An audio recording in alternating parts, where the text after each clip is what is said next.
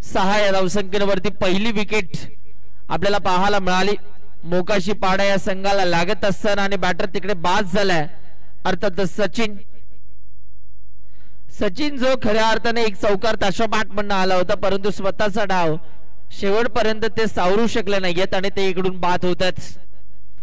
आता नवीन फलंदाज मैदानाच्या आतमध्ये दाखल होत आहेत. पहा मागचा डाव जिकडे तेजस पाटील तुफानी फटकेबाजी करत असताना पाहायला मिळाला. अवघ्या 19 बॉल मध्ये 59 धावांची नाबाद.